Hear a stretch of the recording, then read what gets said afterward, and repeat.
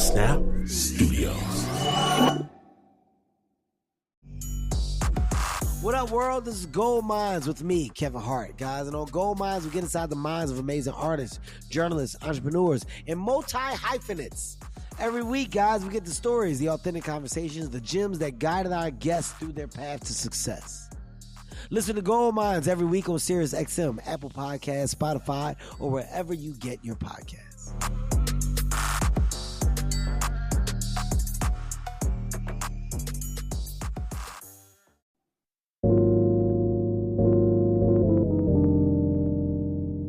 As a kid, because we used outdated textbooks, they taught us that the difference between humans and animals was that we use tools and they don't.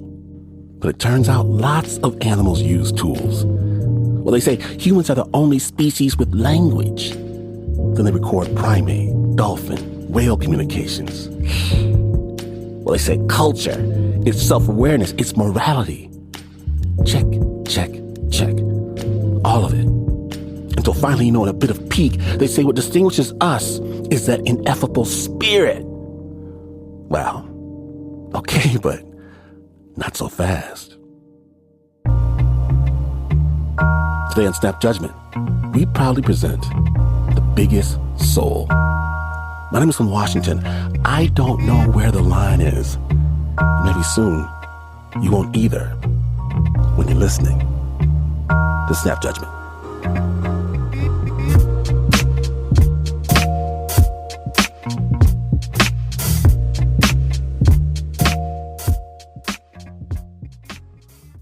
This episode is brought to you by Progressive Insurance. Whether you love true crime or comedy, celebrity interviews or news, you call the shots on what's in your podcast queue, and guess what? Now you can call them on your auto insurance too with the Name Your Price tool from Progressive. It works just the way it sounds. You tell Progressive how much you want to pay for car insurance, and they'll show you coverage options that fit your budget. Get your quote today at Progressive.com to join the over 28 million drivers who trust Progressive. Progressive Casualty Insurance Company and affiliates. Price and coverage match limited by state law. Support for Snap Judgment comes from Odoo. To put it simply, Odoo is built to save. Odoo saves time. Odoo saves money. But most importantly, Odoo saves businesses. That's right. Odoo's superhero software rescues companies from the perils of disconnected platforms, and Odoo's utility belt of user-friendly applications puts the power of total business management in the palm of your hand. Learn more at odoo.com/snap. That's ODOO.com/snap. Odoo, saving the world one business at a time.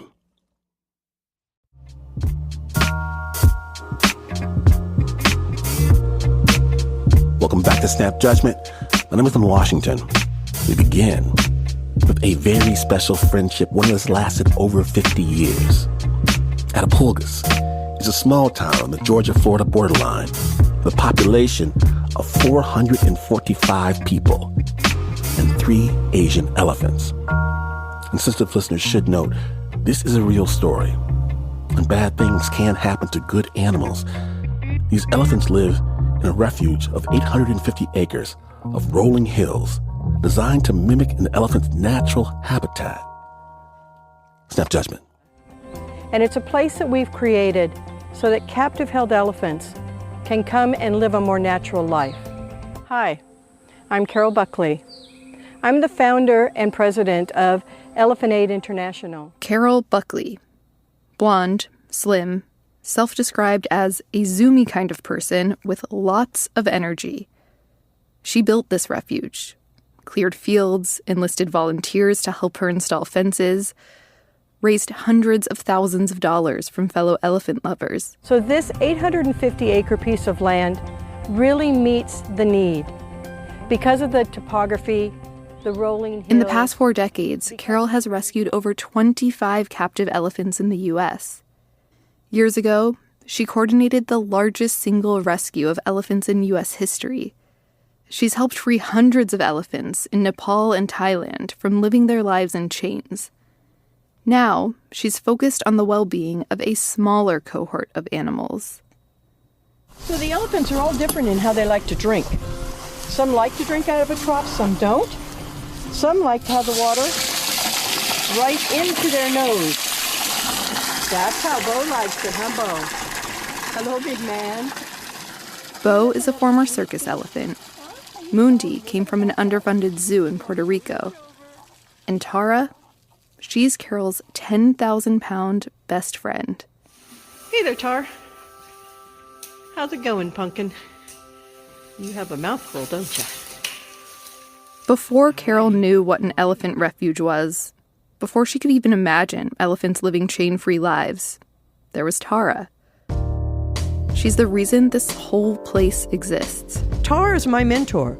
She taught me everything, and other elephants did too, but Tarra is it. Carol wasn't always all about the liberation of elephants. Back when Carol met Tarra, she was in her 20s, studying for a job in animal training. Tarra was just a baby. She was born in Burma and probably captured in the wild before she was smuggled into Thailand.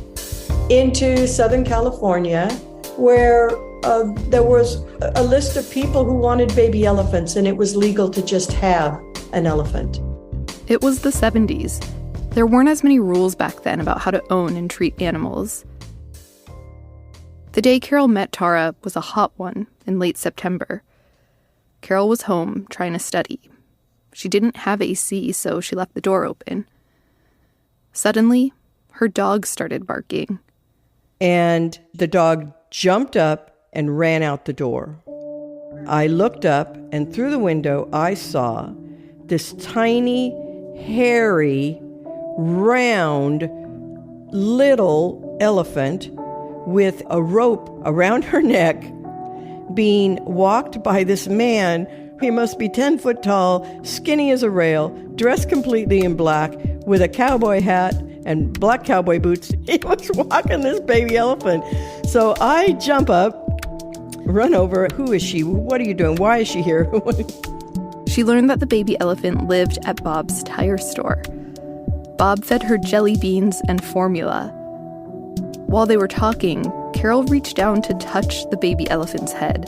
She was covered with hair.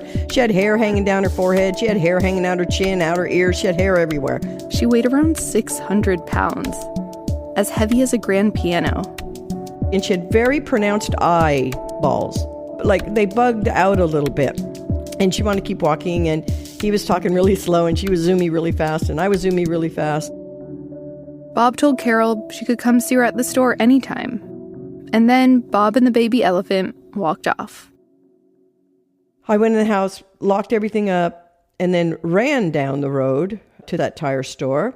And I was standing there when he returned with her. I was excited because here was another animal that I had never been up close to before. And the energy from a wild animal, it's like nothing else. I can't even explain it. That energy is intense. Bob told Carol she could feed the elephant lunch if she wanted. Which is 4 quart-size bottles filled with the formula, peanut butter, oatmeal. And I don't remember anything else because I wasn't listening because I was so excited to give this elephant the bottle. When I gave her the bottle, there was a shift in her attention. I'm giving her food. Now, I just thought, oh, she likes me. Now she's standing next to me. Now she's pushing on me. So as I'm feeding her, I say to Bob, I want to help. And he said, well, she lives in the back of this delivery truck. He says, you can come and clean it out. In fact, when I was feeding her the bottle, she was in that delivery truck. Every morning, Carol went into the truck with the elephant to clean. And I'd be cleaning up, straw and shavings with her in there. And the space was probably, 6 by 6? Carol was thrilled to clean up after the elephant. But she also had other ideas. At the time, Ventura County was known as a place with lax policies around exotic animal ownership. The county was home to jungle land, where animals like the famous MGM lion were trained and rented out to movie studios. Ventura County was a place where people like Bob could purchase elephants for their storefronts. Bob had once displayed an emu, a tiger, and parrots at his tire store. Carol was there because she was accepted into a special Moore-Park program called Exotic Animal Training. Nowadays, the program is called Animal Care and Training. The whole point of the program was to launch the next generation of lion tamers and snake handlers and elephant corrallers, all for entertainment. And during Carol's first week of classes, when her classmates were learning how to train rats, she met this hairy baby elephant living in a tire store, and she couldn't walk away. And then I said, I want to start teaching her some things. Bob was okay with it. He had this giant parking lot outside the tire store. Just days after Carol had met the elephant, she got some 50-foot ropes and started lining the back area of the parking lot. She attached a tether to the elephant's leg so she wouldn't run away. Because we were right on LA Avenue, a 4-lane highway that was with lots of traffic. And there was a railroad track on the other side of the 4-lane highway. And trains went there a lot. Carol had always been good at training animals. Ever since she was a kid, she'd teach dogs how to sit, come, heel. The first things Carol taught the baby elephant were basic stable manners. Stop, move backwards, stop, go to the right, stop, go to the left, stop, come here. It's just basic. It's like, don't run, stay with me. She's going to have to do what she's told. The stable manners were a degree of control. Control. It was sort of the way Carol moved through life. And I'm a really controlling person. So it's just natural. It was just natural that I'd want to control them and teach them things. But it was more than just control. Carol was genuinely concerned for this tire store elephant. She felt she could maybe give the elephant a better, safer life. A home beyond a 6-by-6-foot truck bed. A future outside of a tire store. She saw how Bob would take the elephant to local schools. He'd let her loose to run around with the kids. So the kids are running, and his elephant is running, and I'm thinking, oh my God, she's going to run over somebody. This is really dangerous. If you don't teach her discipline, it will ruin her life. She'll kill somebody, and that's it. For the rest of her life, she'll have that label as a killer, and she'll be treated terribly by anybody who gets her. So it was to protect her, really. And she also just really enjoyed the process. And felt the elephant enjoyed it too. There's a joy when an animal wants to engage in the training game. It means it's fun for them. When they get it, if you're both like in it together, they get a spark too. And you were just doing this like for your fun too. You weren't getting paid. Yeah, this was fun. What an opportunity. After the baby elephant mastered her stable manners, Carol went back to the parking lot to start teaching her tricks. So I started with the harmonica. Put the harmonica up to her nose. She breathes, she makes a sound, and then it was incredible. She accidentally blew through the harmonica twice. She got treats twice. The next time I put the harmonica up in the air, she reached for it with her trunk and held it really tight and blew as hard as she could. Carol brought a xylophone to the elephant, and then a drum. After class, Carol spent hours in the parking lot teaching the elephant how to hold and play these instruments, to lift her foot up, lift her trunk up, how to skip and sit down and lay on the ground. I was teaching her all the things that performing circus elephants do. I never let her get away with anything. She had to do everything perfectly. If she's going to do a hind leg stand, pads of her feet are facing the ceiling. You know, if she's going to do a tub sit-up, it's going to be executed properly. The elephant still belonged to Bob, but Carol was in charge of what she ate, where she went, what she did. And finally, after months together, Carol wondered, why was she still in animal training school when she was already training a real live elephant? My goal was to be the best elephant trainer in the world, and she was going to teach me. So Carol dropped out of school and got a gig for the elephant at a theme park in Northern California. She had to get her out of that tire store, and there just weren't a lot of options. She cashed her first paycheck to actually buy the elephant from Bob, and she named the elephant Tarra. Carol was just 21 years old. I didn't have a plan for how it's all going to work out. I had a plan for what I was going to do for this elephant today and tomorrow. She bought an 18-wheeler from Bob. Carol slept in the 5-foot area in the front of the truck on a lofted mattress. Tarra slept in the other 3/4 of the truck. It was sweet because at night, she wouldn't lay down to go to sleep until she could hear that I was all settled. So when I was in bed and there was no more activity anymore, then she would lay down and she would slide down the wall and then just like lay down and get all wiggly and squiggly until she was comfortable. So the trailer would be rocking back and forth until it was silent, and then she would start snoring. So I'd know she was asleep. The poor thing, I used to check on her all the time, and when she was sleeping, I'd touch her because I thought maybe she was dead. I was a nervous mom. Nervous because they breathe so seldom. I'd just stand over and watch her and go, she's not breathing. And that's the first time I allowed myself to accept how attached I was to her. You know, it was definitely mother-daughter, but how do I say this? I was controlling. You know, I was a controlling person. So I was pretty strict. I rejected the idea that the way that I was with Tarra was mothering her, because I felt a bit insulted by it. What I was striving to be was a good elephant trainer. I wasn't striving to be a mother. There wasn't any other woman doing an elephant act. There were women showgirls, but there was no woman who was performing with the elephants.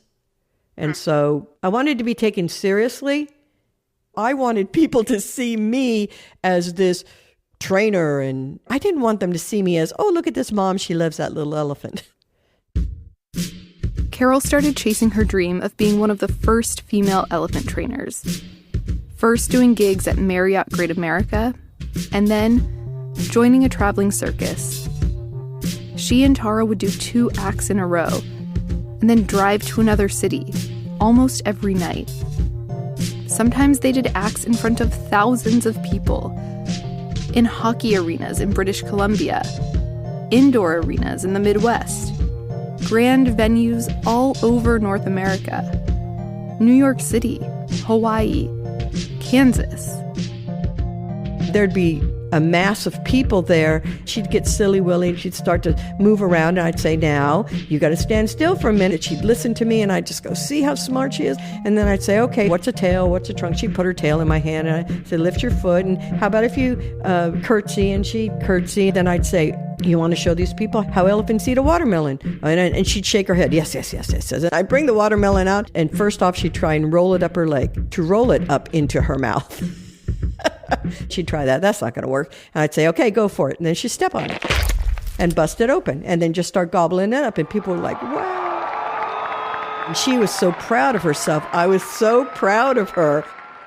Again, this was the 70s. At that time in history, circus was totally acceptable. It was not viewed as bad at all that Tarra and I were doing circus. You know, if I was beating her to do that, that would be different. But I wasn't beating her. She was doing it voluntarily. There was no question that I was doing exactly what I should be doing, how I should be doing it.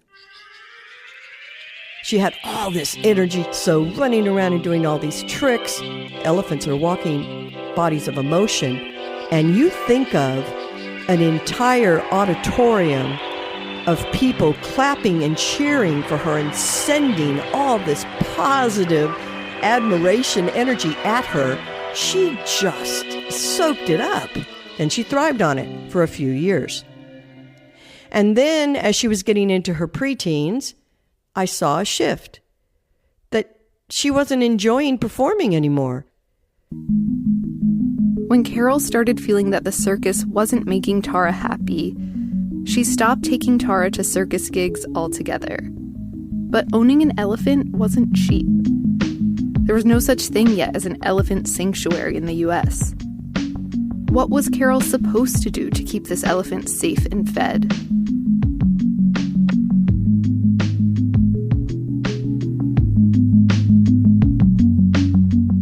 The lengths some people will go to keep their elephant safe. Find out exactly what Carol does when we return. Stay tuned.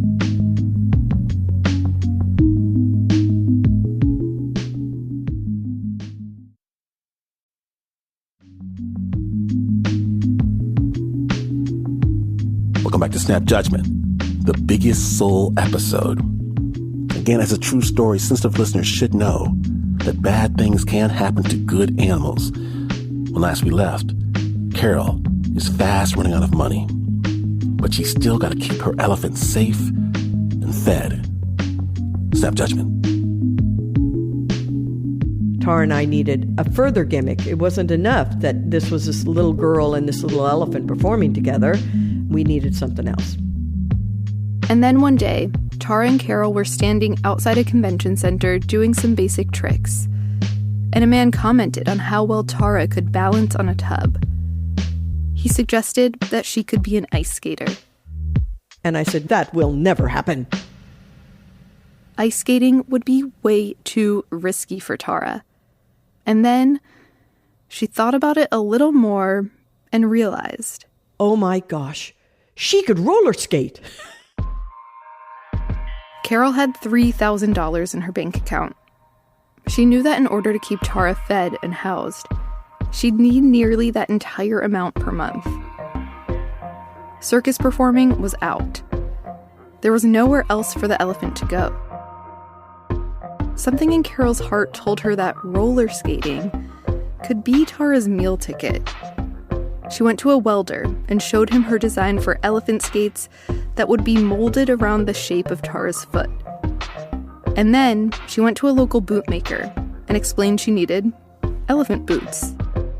It's going to cost me $2,800 to have these skates made. I was nervous. The straps of the skate were made with seat belts. The boots were leather with thick rubber padding around the foot. The wheels had ratchets, which did not allow the wheels to roll backwards. They could only roll forwards. Carol took Tarra on a concrete foundation of a home under construction. The first challenge would be getting Tarra's foot in the boot. To Carol's surprise, she puts her foot in there and I tell her, well, wiggle it to the right and then now push down on it. And are you all the way in? Okay. So she was into it. She was excited. Her ears are flapping. Her tail is going in and she's chirp, chirp, chirp, chirp, chirp, chirp, chirp, chirp, chirp.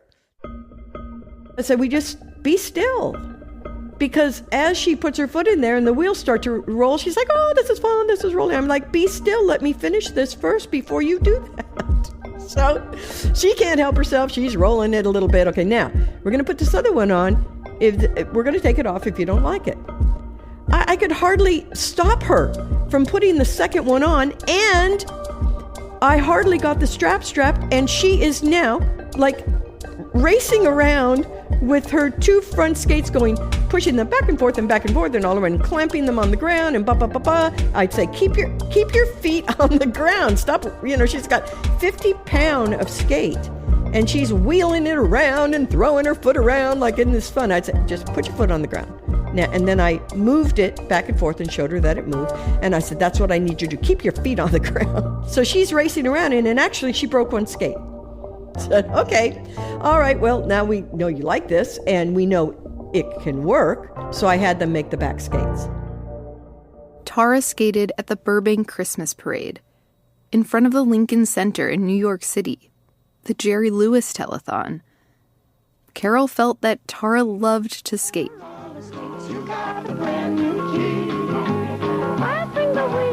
There's this video of Tarra skating. She's the size of a cargo container, lifting each of her plate-sized skates one after the other, gliding around a rink.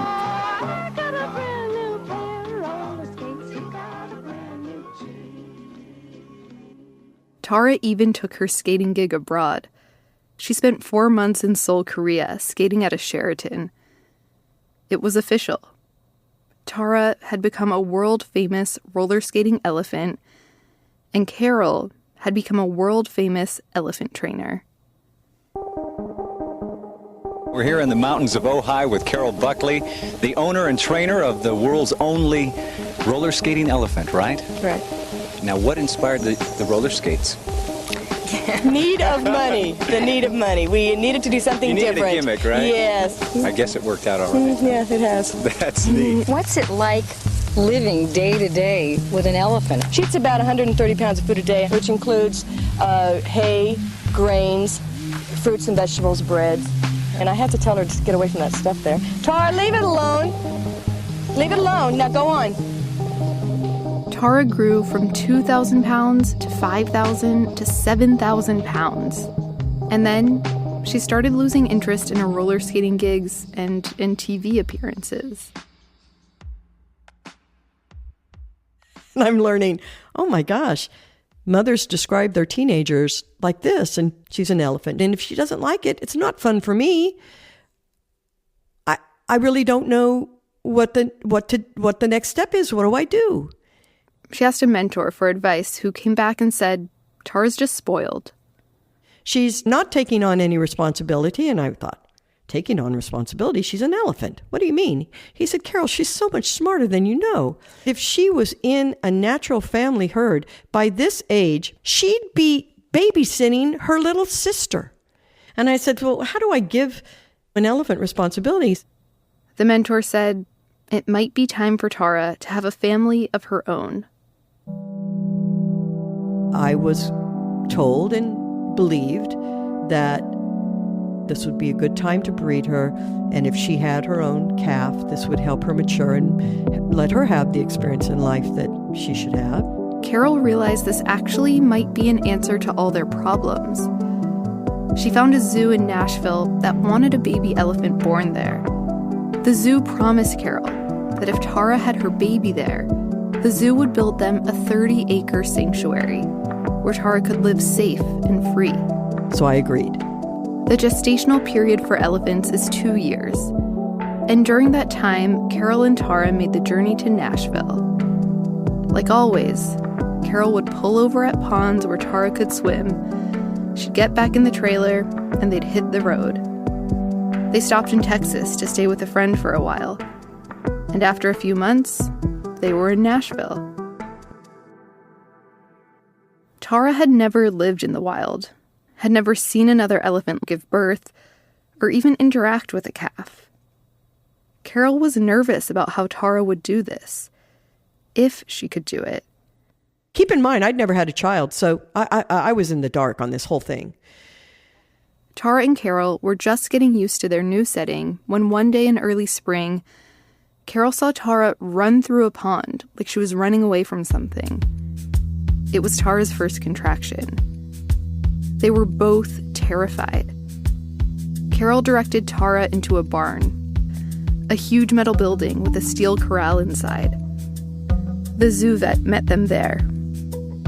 She is squatting, and the baby has to go straight up towards the spine and up over and then back down through the birth canal. It's quite a path that the elephant has to take. Tarra's contractions lasted an entire day, and then another day, and then it was day 3. Her contractions kept going, but she wasn't delivering, and so I started making phone calls. Carol wouldn't leave Tarra's side. She paced back and forth, making calls to an elephant expert to ask for more advice. He told Carol they could give Tarra oxytocin, which would speed up the labor. What's the downside? Well, if she's not dilated, then the baby's head is going to ram up against her and kill her and the baby. And he says, but you got to make the decision about giving this shot. I said, I will not. I'm not. For God's sake, I'm not an expert. I'm not a vet. You're telling me if she's not dilated that we could kill her and the baby? Oh, my God.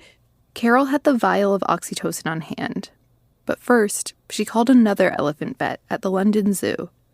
He said, calm down. You have called the right place. Is she squirting milk? I said, yes. He says she's dilated. He says, give a half cc in the muscle. It should take 10 minutes. And then if the contractions aren't strong enough, give another half cc, but give it to her in the muscle. Okay, fine. Thank you. When I leave, I go back, I talk to our vet and say, we're giving it in the muscle. We're only giving a half cc. Everybody ready? Yeah, we're ready. Before he pulls the needle out, she is in full-blown contraction. She is squatting. She pushes once, and this teeny tip of a trunk come out the vulva. And then it's sucked back in. And then she goes into another contraction. That's when we see there's no front legs. We see the face, and her shoulders are there. And then the baby goes back in again. And I'm assuming that I know what I'm seeing, that she's in trouble. Because if she can't clear those shoulders, she can't clear that baby. And with that, with the third push, Tarra pushes the baby, squats down, takes the bottom of her back foot, places it against the baby's head, pushes that against her other leg, and pulls the baby out.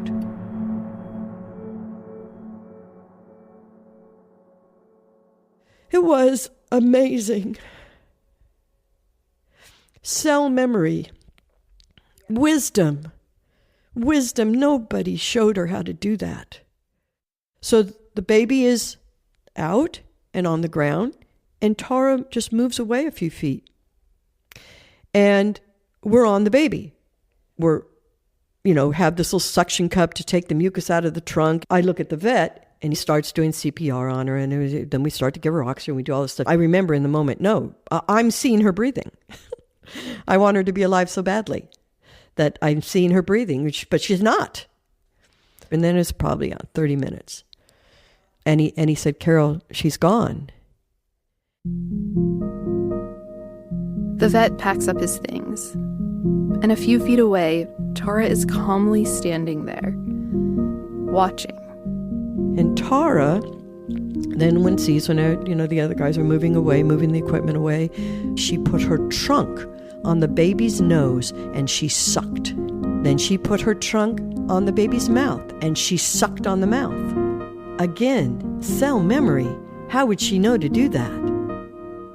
And she backed up to the baby and she put the bottom of her foot on the baby's chest, lightly around the heart, set her foot there, didn't push down, left it there for 1, 2, 3, 4, 5, 6. Then removed her foot, walked away, walked out of the barn and left. Now I saw that she had wisdom beyond my comprehension and beyond what she had ever demonstrated and probably beyond what she ever recognized.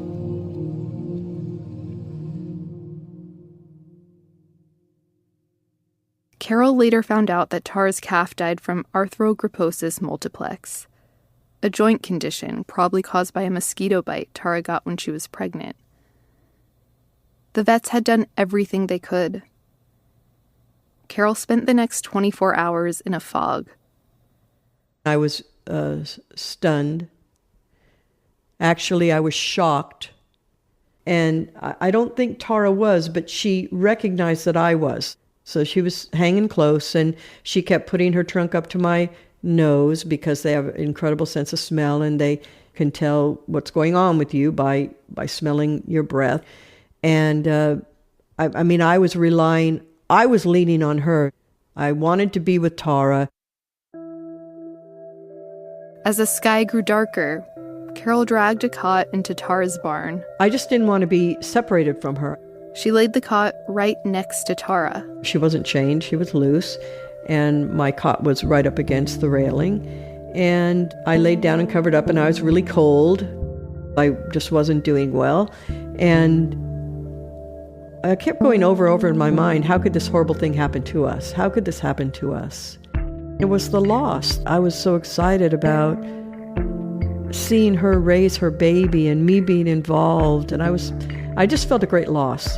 And so I was laying in the cot, and she's standing as close as she could get, and then she picked up some hay and she put it on top of my blanket, and then she got some more and put it on top of, covered me, and then she would take her trunk and put it over my face and just centimeters off my nose, just breathing, and just, checking me out. And of course I was crying, so she's touching my face and touching the tears, and then finally she laid down right there next to me. Her breathing got really kind of quiet, and then no breathing, which always used to make me nervous when she was little. And then there was one big breath and one exhale from her, and then she started snoring. And then the next thing I knew, I must have fallen asleep. The two snored next to each other through the night. And then the sun came up. Carol woke up to something wet on her face. There's moisture, and there's breathing, and it's warm. The sensation was prickly little hairs on my nose, all around my nose, these prickly little hairs, and moisture, even dripping, on my face. She's standing over me, her head hovering over me. She has covered me all completely with hay. I was now seeing Tarra in her fully developed adult self, instead of seeing her as a child. And I was proud of her in very different ways. I was always really proud of her. I was proud of for what she could do and how smart she was, but now I admired her. I could take my projection off of her and see her for who she really, really is, which allowed me to back off on any notion that I should be controlling her in any way. She should have full autonomy.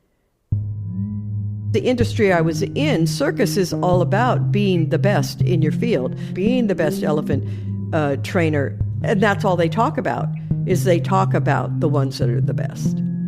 It was what I thought I should strive for. It's like climbing this mountain and you get to the top and go, well, wrong mountain.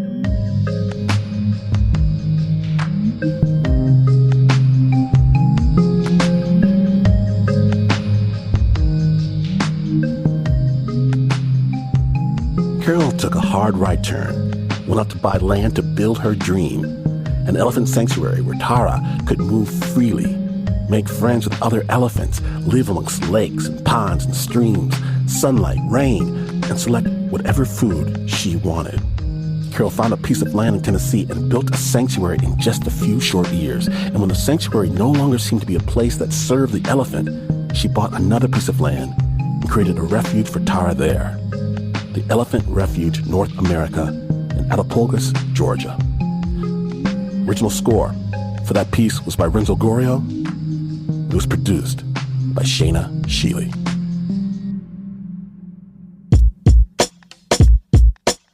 Now then, if you missed even a moment, now is a chance to cancel all your streaming subscriptions because Snap Judgment is available right now for free. Wherever you get your podcast, a better deal you'll never find. Snap is brought to you by a team of cat people. Except for the Uber producer, Mr. Mark Rissich, because he knows, of course, that dogs are the superior animal. There's Nancy Lopez, Pat Mesiti-Miller, Anna Sussman, Renzo Gorrio, John Facile, Shaina Shealy, Teo Ducot, Flo Wiley, Bo Walsh, Marissa Dodge, David Exame, and Regina Bediaco. And this is not the news. No way is this the news. In fact, you could go to the zoo, have a look around, a hard think, a cold drink, and wonder who really deserves to be on what side of the fence. And you would still not be as far away from the news as this is. But this is P.